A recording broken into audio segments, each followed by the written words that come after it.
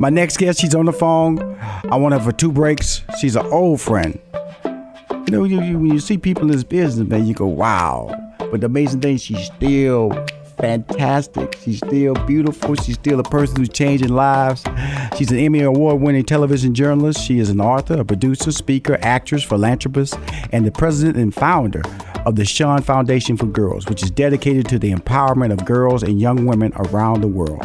Please welcome to Money Making Conversations, Shaun Robinson. Did you call me old? No, I said I'm old. I'm old. I'm old. No. You mean like we go way back. Way back. We way back. We way back now. You know, like I said, you know, I my wife gonna kill me. She gonna kill me because I said old. But I'm just gonna let you know that I say we're way back friends. Yes, way back friends. We're way back friends, and you know, and just seeing what you're doing today, I'm gonna jump right into a couple of things that really, you know, because I see you post a lot on LinkedIn, about a lot of your causes and this sex trafficking. Right. You know, and because I have a daughter, and Texas is one of the hotbeds for sex trafficking. Right. And so she goes to school and college down there, and I was just fearful. You know, I was going to tell you, as a parent, I am still fearful because you just never know when you wake up. You know, you send your child off to college. You hope all of the right decisions are made around them, by them, and by the people around them. But that isn't always the case.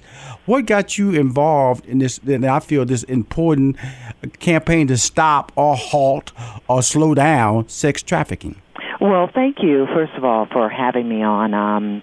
As you said, you and I go way back, and I've always admired you and your dedication to giving back and educating people about making their lives better. And so it's a real pleasure to be on your show, and I really appreciate you. My foundation launched. I spent, as you know, 16 years as host of Access Hollywood. Absolutely. And after I left to do other projects, to find my real passion, I launched my foundation, the S.H.A.U.N Foundation for Girls.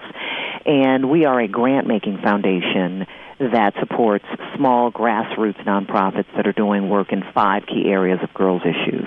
And those 5 key areas are represented by the acronym of my name, S.H.A.U.N. So S is for STEM, science, technology, engineering, and math. H is for health. A is arts.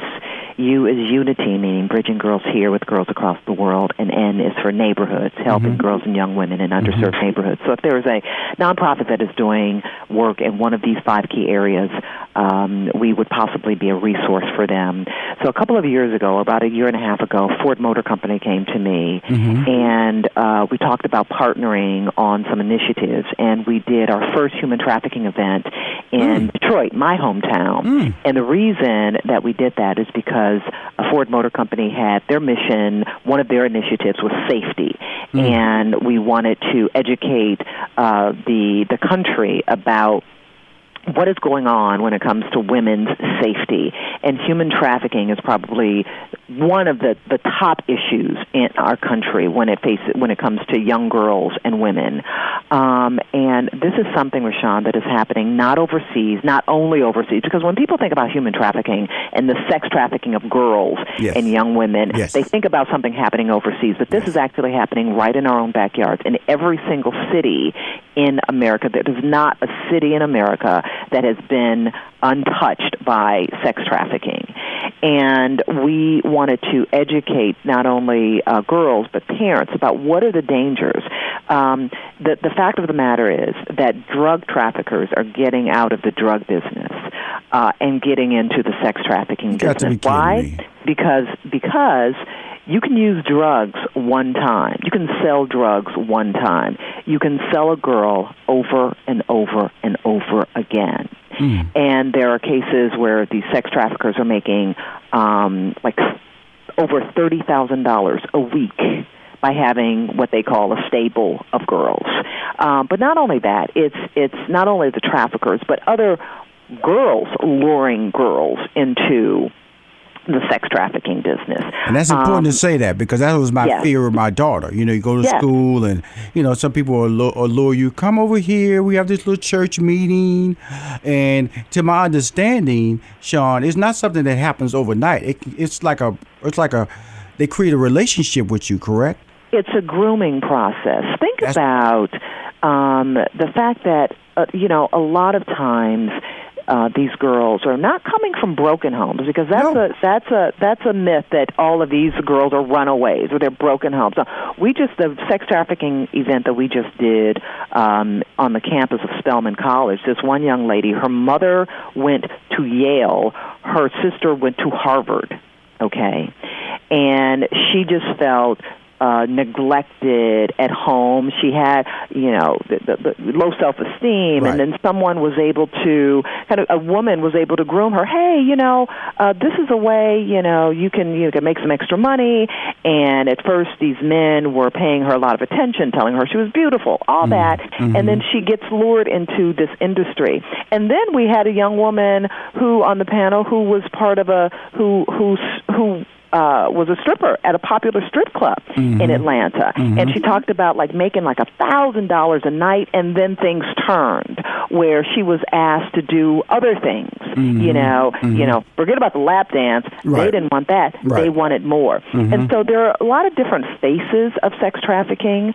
And when you see advertisements, like in the back of on certain classified websites, classified ads, right? And they're saying things like, have fun for a night, or we want somebody young, or an escort, or they don't say we want to traffic you. They use other language to bring you in, and it also has to do, Rushion, we talk to girls in college, and who doesn't need a little few extra dollars while they're in college? Right. Mm-hmm. And that's the way these traffickers are coming onto college campuses. They're coming onto middle school campuses. These girls talked about being approached in the mall, in the restaurant, everywhere. Yes. So it's something that you have to watch out for. Well, the thing I try to do with my daughter and my wife as well, we talk, our daughter calls us. I make sure she has a clear understanding she can call me anytime.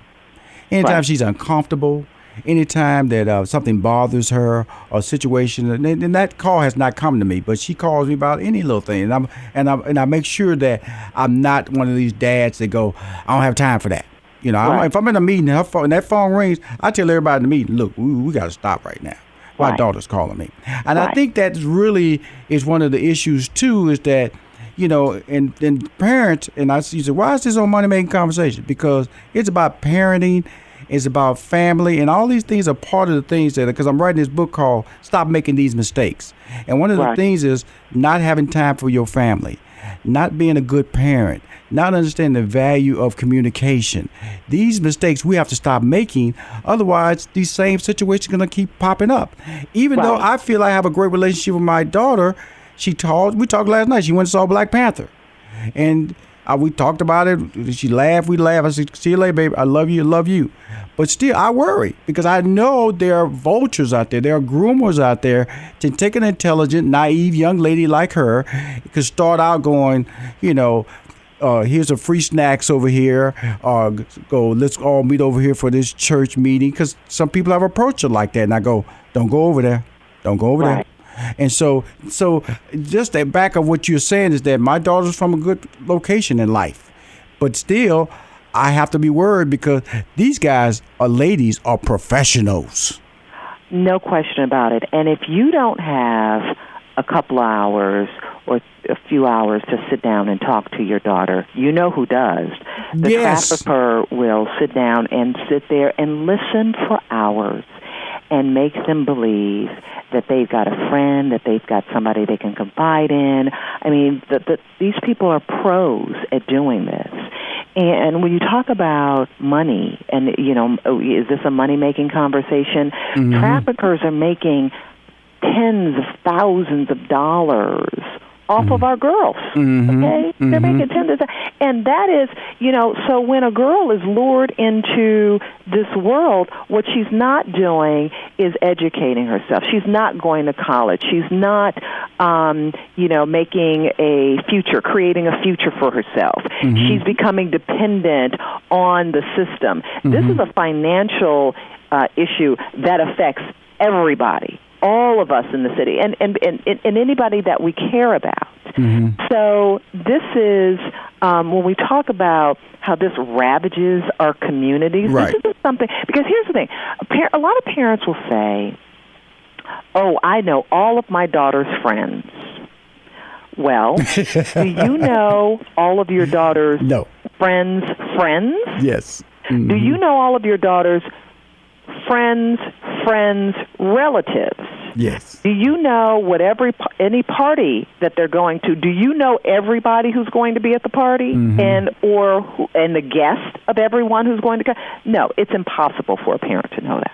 It's absolutely impossible. So what got you, because I remember I ran into you like a couple of years ago at the London Hotel in New York. And you said, Rushion, I got this great program that I'm starting. And we kind of like drifted apart. And now we're back together on this radio show because I'm a big fan of anything that you get involved with. What really, did anything personal happen in your life to point you in the direction of this? Because next break we're going to talk about your foundation. What really got you rolling, or what upsets you about this situation? Well, I was about a year and a half ago. I go to church here in Los Angeles mm-hmm. at Faithful Central Bible Church. Absolutely. And the first lady of our church, First Lady Tagata Ulmer, she was doing a human trafficking event at the church, mm-hmm. and she asked me to host it. And at that time, I was like, that's not really my space. Like, mm-hmm. I'm not really even involved. Isn't that something that happens overseas? Right. And then, but when the First Lady of your church asks you to do something, you do Bishop it. Ulmer, that's my man. Right. And so I hosted it, and I was shocked at the information I learned, just absolutely shocked. And I said, I've got to do something about this. And I appreciate you talking about why I got involved and why I created the foundation, because a lot of people ask me that, and they've known for years. And just like you, I'm an author. I wrote a book in 2009 mm-hmm. called Exactly As I Am, about girls and self-esteem, right. teen girls and self-esteem, and mm-hmm. what issues are related to teen girls that mm-hmm. I can help them with. And so after I did that, a human trafficking event at my church, I said, this is something that I can help change. And so through my foundation and through several grants by the Ford Motor Company, the Ford Fund, mm-hmm. I was able to put on these human trafficking events and help educate girls around the world. Well, my friend, you see, I'm zeroed in on what you're doing. And when we come back on our next break, we're really going to break down the S.H.A.U.N Foundation. I love the fact that it spells out her name, S.H.A.U.N, and talk about the STEM, the health, the arts, the unity, and the neighborhoods, most importantly, on Money Making Conversations. We'll be right back with more from Shaun McDonald and Money Making Conversations. Don't touch that dial.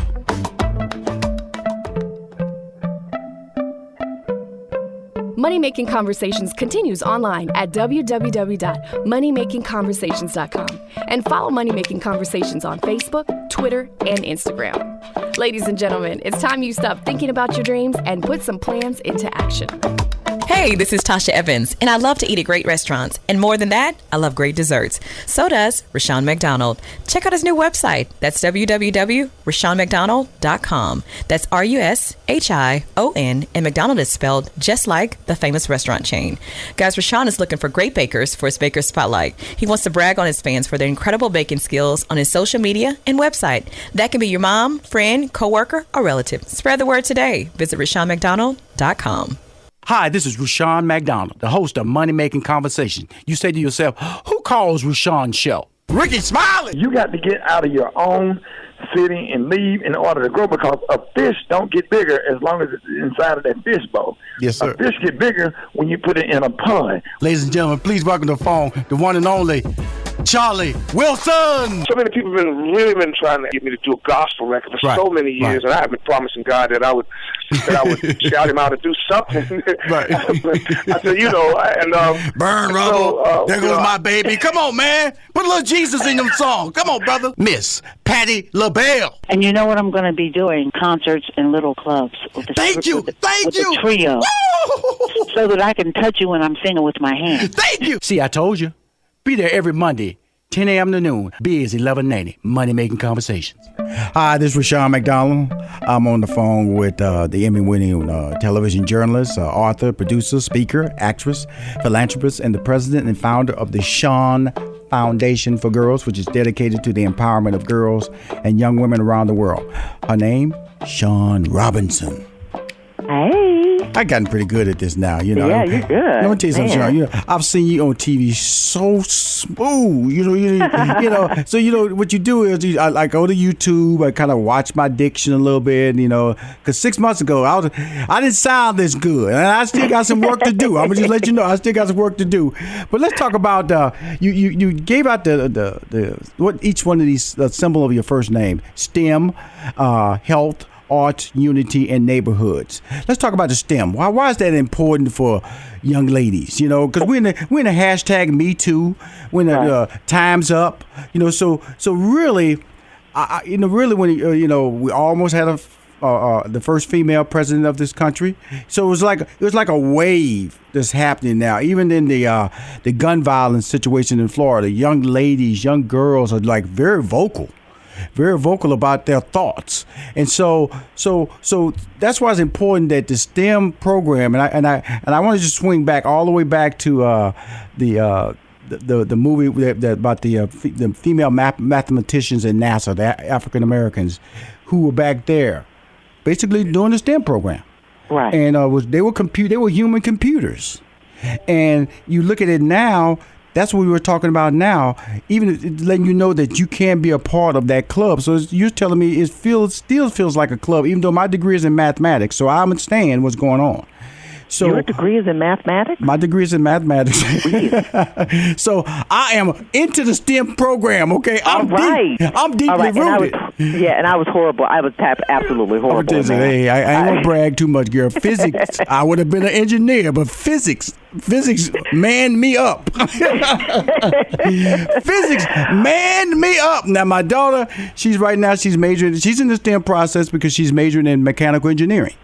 So I'm very happy. I got a niece who's a mechanical engineer. So I'm a big fan of what you're talking about. So let's educate people exactly, because you hear that word STEM, they gloss over it on the media because they think everybody knows what that means. Let's talk in detail what that means to your program and why it's so important.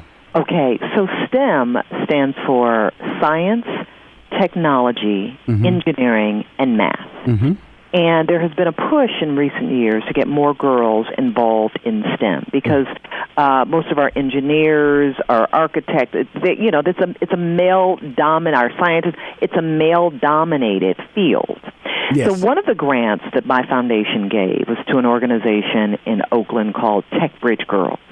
And they go into low-income, underserved neighborhoods and teach girls about the STEM fields. So they build robots, they make bath fizzies, they fix circuits, they learn what it's like to be a chemical engineer or a structural engineer, an architect. They learn all these different professions to get them interested in these fields and help increase the number of women and women of color in these fields. Because one of the things that you will hear when you research this is that it's a field where many young women may start in, but they get discouraged because they don't have the support that they need to continue. You have to have mentors. You know how important it is. It was important for me to have mentors in my field who looked like me, black women who said, this can be done. And you are a Spelman graduate. Let's get that out there. You're very proud graduate of Spelman College. And in the STEM field, there aren't many of those mentors. Mm-hmm. So a lot of these women are creating a path that did not exist before. So one of the things that we are trying to do is encourage more girls to get involved in these fields that are not only the fields of the future, the field of now, okay? Mm-hmm. When you even, Rushion, look at the apps on your phone. Mm-hmm. Like, it's probably 99.999% of the apps on your phone were created by men. Yes. Okay? Yes. And a lot of different factors go into that. Mm-hmm. But, technology, we need to get more girls involved in technology and know that they have the support they need to not only thrive, but have, wonderful careers. Mm-hmm. So that's one of the fields that we're trying to make an impact in. Now you move into, now that you're health. Yeah, well, obviously, health is important for all of us. And, you know, when you talk about girls of color in underserved neighborhoods, we're talking about trying to change lifestyle habits. There was an organization in Raleigh that we gave a grant to called Healthy Girls Save the World. And one of the things they do is go into, once again, those low-income, underserved neighborhoods and teach girls about healthy lifestyle habits, not only eating right and exercising, but setting boundaries in relationships, having a good attitude, making sure that you have the right friends around you, and not abusing your body, and knowing what things, you know, make you healthy or make you unhealthy. So those are the kinds of initiatives that we try to make an impact in. Okay, we got S down, H down. Now we go to A, arts. Like arts. Well, arts, you know, I'm a girl from the arts. You know, I majored in, you know, the performing arts. In my high school, I was, you know, I'm in the arts curriculum. And, you know, having girls. Congratulations. Thank you very much. And, you know, having positive role models on television, seeing ourselves in positive roles, you know, in the media. Also, I'm looking for different organizations that help girls in dance, in theater, in the visual arts, in the creative arts. You know, always because, you know, we know about those art programs that have been disbanded now in schools, right? We've heard about, budget cuts. Along with exercise. Exactly. We know that the budget cuts have impacted the arts curriculum. So we're trying to make sure that girls have those needed resources.